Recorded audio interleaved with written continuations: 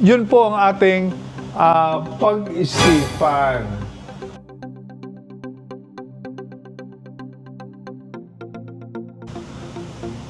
Magandang hapon mga ka-growers. Nandito po uli ako. Si Alfreya po ito ng Alfreya Hydroponics. Ang atin pong pag-uusapan ngayon ay yung dagdag kaalaman. Matagal po tayong nawala na hindi tayo nagbablog. Siguro maaaring almost 2 months. Merong ilang upload, pero hindi naging consistent dahil ang nangyari po sa amin, marami pong tumatawag na may problema. Ngayon, i-discuss po natin ngayon dito sa dagdag kaalaman. Ang amin hong naging problema, hindi naman po kami pwedeng magbigay agad ng aming sariling solusyon, kundi pinag-aralan po uli namin yung aming trial. Sinubukan namin yung kanilang problema, kung ano yung magiging solusyon. Yung solusyon namin binigay, in-apply po namin. At naghintay po kami ng resulta nung aming ginawa. Sa awa po naman ng ating Panginoon at sa ating mga panalangin, pinagkalooban naman po tayo ng magandang resulta. Hindi po pangit ang naging resulta. Maganda naman po. Kaya ito po yung ating pag-uusapan sa ating dagdag kaalaman. So, ang amin hong i-discuss ko sa inyo ngayon ay yung huli pong problema na katulad din po nung mga nauna naming problema 1.5 months ago. Ang nangyayari po, mainit po ang kanilang environment. Umaabot po ng 45, 47 degrees ang kanilang environmental temperature. So, mainit po. Yung iba po, pati po nutrient solution sa kanilang reservoir ay mainit na rin. So, mainit yung nilalabas dun sa reservoir ng ating submersible pump. Yung iba naman po, malamig na po dahil nagawa na po natin ang solusyon yon. Dati pa na problema yon. Ngayong nagawa naman natin ng solusyon yung kanilang reservoir na naglalabas po siya ng mga 27, 26 degrees. Ang kanila pong temperature dun sa tubig nila. Kaya lang, may problema pa din po dahil po sa kanilang temperature sa loob naman ng kanilang greenhouse. Gaya po ng nasabi ko noon, pagka po naapektuhan ang ating sistema at sumala po tayo sa ating parameters, tumaas po ang temperature ng tubig, ang ating nutsol, problema po yon. Problema din po ang inyong magiging pH. Nakakompromise din po ang inyong dissolved oxygen dahil mainit. Bumaba pa po ang value niya. Kumpara po dun sa tamang temperature, tamang lahat, tamang i-distribute natin. So, ito po ay solusyon lamang ang tanging aming layunin dito ay solusyonan lamang yung kanilang mga problema. So, ito po yung ipakikita kong una sa inyo. Meron po akong kaibigan, mamaya po, bago ko po ipalabas to, hihingi po ako sa kanya ng konting kapahintulutan na kung pwede pong ilagay ko sa screen yung picture po ng kanyang greenhouse. Tawagan po muna natin at baka hindi po tayo paunlakan, iba po ang ating tatalakayin. So, tatawagan ko po siya at sana po paunlakan tayo. Yan, sumagot na. Magandang hapon, sir. Si Alfreya po ito. Yes, sir. Sir, tumawag po ako sa inyo. Humihingi po ako ng kapahintulutan na baka po pwedeng magamit yung picture po ng inyong greenhouse para maging sample po natin dun sa atin hong mga ka-growers na nagkakameron din po ng ganong problema. Wala naman po itong masama. This will not make you, kung ano po ang iniisip nyo, wala pong negatibo itong impact sa inyo. Ang sa amin lang po, magamit namin ito dahil ito po ay mga katotohanan na nangyayari. Dahil kaya po sila naghanap buhay para po kumita, hindi po para malugi. Sir, pwede ko po bang magamit? Yes sir, no problem. Oh, hindi ko po muna kakatagalan dahil on cam na ho ako. Nahingi lang po ako ng inyong kapahintulutan. Okay sir. Sige po. It's okay. Padadala po ka na ng kopya bago po namin i-upload. So, Okay, sir. marami pong salamat. Maraming salamat talaga. Thank you din sir, thank you. Okay, salamat. Yan, pinayagan na po tayo ng kaibigan natin na maipakita. So, ito pong vlog na to, umpisan po natin sa pagpapakita sa screen ang itsura noong kanyang greenhouse. Yan po ang kanyang greenhouse. Napakaganda po. Wala po akong masabi.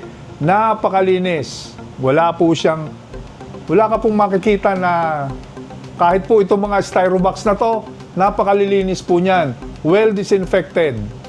Yan. Yan po ay katatapos lang pong taniman at 1 month ago. Pero nagkameron po siya ng problema dito sa greenhouse niya. Meron po siyang fan. 2 po ang pinto niya. Sabi nga niya sa akin, Sir, bukas po yung dulo. Bakit po ako nagkakaproblema? Meron din po siyang hygrometer. Yun. Doon po namin nakita yung temperature at sobrang init. Talaga. Yan po ang temperature niya. Ang normal po natin, yan po, yung nasa perfect po, yung kulay green. So, ang kanya po, ito po, 22. Ang kanyang reading. So, kailangan pong mag-humidify. Kasi, hindi naman po ako may sabi nito. Ito pong hygrometer. Tapos, ang kanya pong temperature is 45 degrees. 45 degrees. Sobrang init po. Yun po ang ating pag-isipan. Hindi po dapat umabot sa ganito. Dapat po nasa 35 to 65. Ang pinaka-outstanding po is 40 to 60. Parang nag-a-alarm na po pagdating ng 60 to 65, 40 to 35. Para pong nag-a-alarm na yan. So, dito naman po, ang kanyang gustong temperature, pagdating po sa hydroponics, kung pwede po, 23 degrees. Yan ho ang gusto nila. Pero nagagawa naman po ng paraan kung paano po itong 45 na to, at least pumunta po sa 29, 28, na magsusurvive po ang ating mga pananim na litsugas. Una nga po, unang problema dito po, sa greenhouse, dahil sobrang init,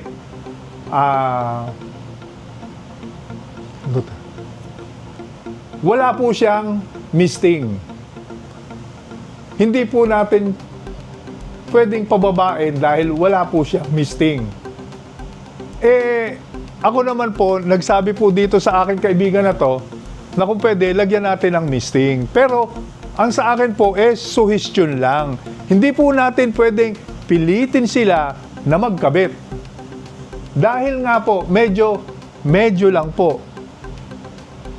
Mababa ang greenhouse, kulang po ang ventilation. Kaya, umiinit po yan. Kahit po ilagay po dito, ganun din po, kahit ilipat ko rito. Kasi, ang tendency po ng hot air is to go up. Yun po ang tendency. Ngayon, sabi naman po nung isa, so mayroon pong problema, ba't daw hindi pinakabitan ng misting? Hindi ko po alam ang dahilan ng ating kaibigan. Bakit daw po hindi nilagyan ng net shade? Yung pong net shade na yun, napag-usapan namin. Dahil dito po kami sa Alfreyas, Mga minsan po, doon kami magbablog. At kung makikita po nyo yung mga previous vlog namin, kami din po ay walang net shade. Ano po yung problema sa akin ng net shade? Ito po yung kinukonsider ko. Bumabagal po ang growth pag may net shade dahil nako-compromise po yung sunlight because of the net shade. Padalawa, kaya hindi po ako nagpapatuloy na may net shade. Pag sa unang sarado nyo ng net shade, hihigitin nyo po yung net shade. Tama po, mabablock niya sa umpisa. Pero pag matagal na po, after 20 minutes, dahil nilagyan po namin ng hygrometer yon, thermometer din, na doon, ganun na rin po. Ano pa yung problema? Hindi po makalabas madali yung hot air palabas dun sa aming exhaust monitor sa bubong.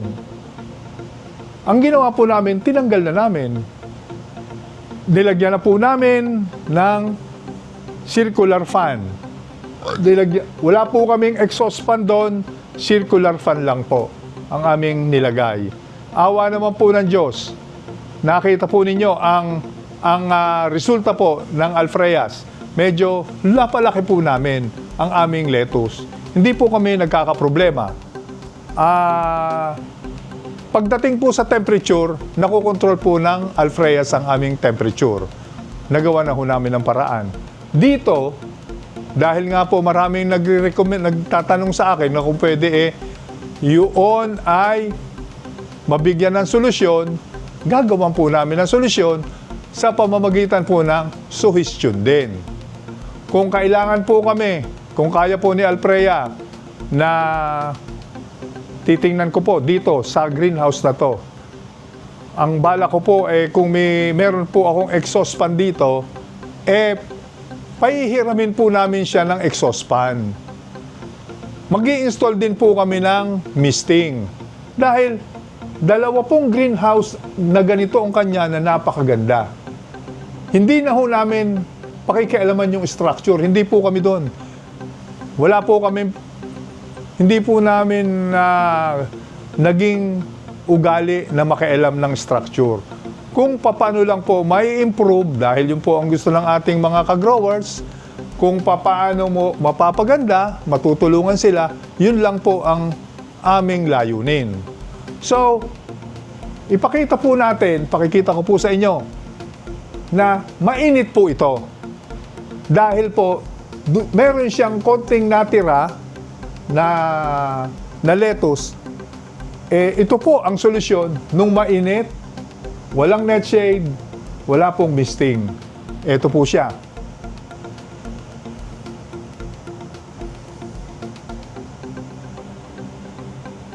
Siya po nag-sow. Nag-sow po siya. Ito po yung inabot namin. Ang germination po, napakababa. Napakababa. Siguro, baka umabot lang po ito ng mga 55% ang tumubo. Tumubo naman po siya, pero hindi na po kinaya yung init din. Yun ang naging problema. Kasi nung pumunta po kami dito, tinanggal ko po yung cups na yan, hinipo ko po yung kanyang nutrient solution, mainit. Tapos, sabi ko nga po sa inyo, 28 degrees yung pumapasok dito. Pero bakit umiinit? Dahil nga po 45 degrees, ito pong lahat ng kanyang pipes na to, talagang burning hot. So 45 din po yun. Paglabas po dun sa unahan, malamig pa. Pero habang nagtatravel, umiinit na po ang tubig niya, ang kanyang nutrient solution. So ano po ang mangyayari pagka mainit po ang nutrient solution? Siyempre, maluluto po yung ugat ng ating mga litsugas.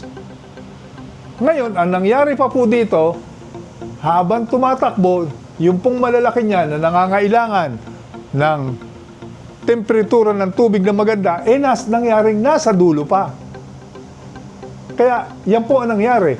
Ngayon, makikita nyo po dito sa video, bakit dito mga green? Yan pong nasa tabi ng nets, ng side nets. Bakit po berde? Bakit po buhay? Bakit po ito madilaw? Para pong yan, lahat sila madilaw. yan po ay gawa na nga po ng init ng nutrient solution. Kaya, kahit po ang mangyari dyan ay maayos natin, hindi po siya magiging maayos. Ito, meron na naman pong tumatawag sa atin dahil ito po ay problema po na naman dun sa mainit na klima natin ngayon. Kasi ngayon po dito sa San Pablo, umaabot po din ng 45, 46. So, mamaya ko na po ito sasagutin. Diretso ko na po muna ito. So, pag ang atin pong pH ay naapektuhan na ng init at maapektuhan, apektado rin po ang kanyang dissolved oxygen. Talaga pong ganito ang mangyayari. Hindi na po kumakain yan. Ito po yung nakita namin. Yung sinasabi ko sa inyong madilaw. Ito po ang nangyari. Yan po. Talagang yan nalanta na. Tapos, ang isa pa hong problema, kaya inaalog ko, makikita po ninyo, yung mga maliliit na yon, ang dami po niyang whitefly. Kasi po, pagka mainit, papasukin po tayo ng mga insekto, alive po sila. Isipin nyo po, ang whitefly, mabubuhay dyan, iitlog. Yung isang whitefly, iitlog ng 300 to 400. Isa lang yun.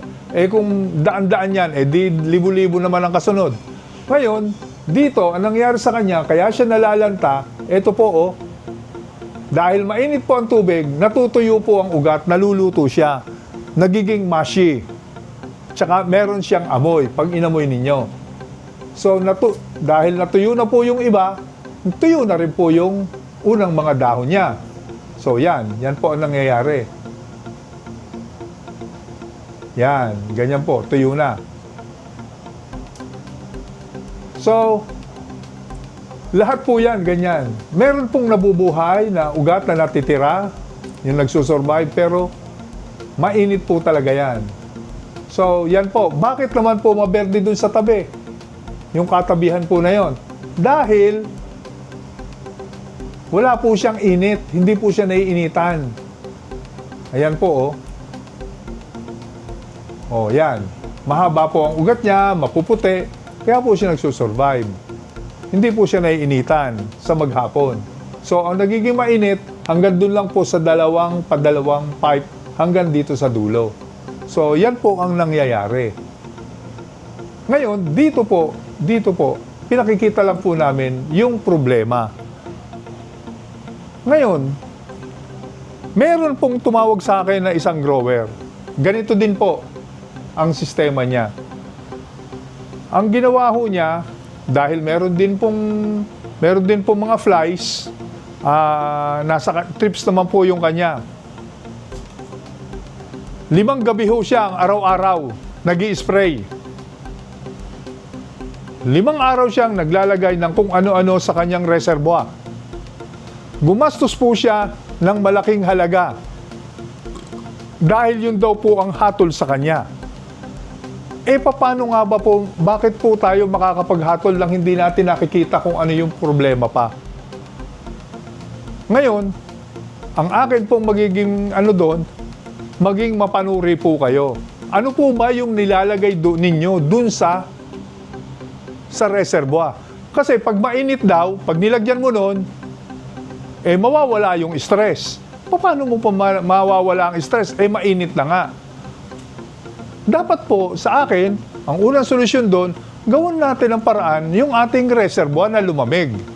Gawan po natin ang paraan, ang environment natin, maging tama ang temperatura.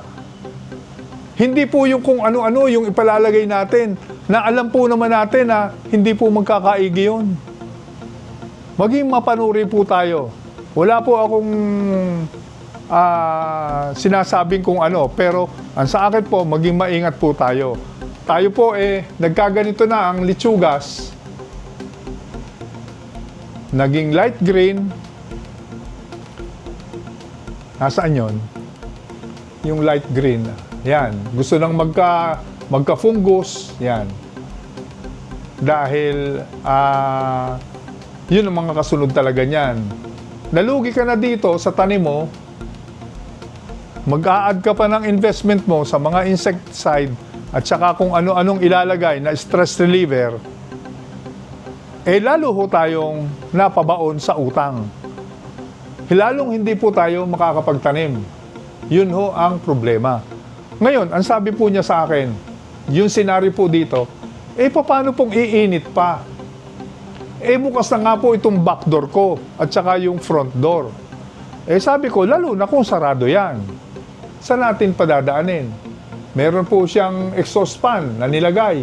Hindi din po kaya. Ano po ang hihigupin nito kung wala ho siyang circulating fan?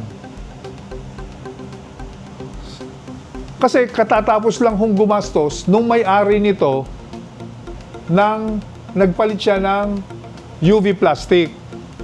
Yung kanya pong UV plastic, ang alam ko, sabi niya sa akin, tumagal lamang ng 2 taon.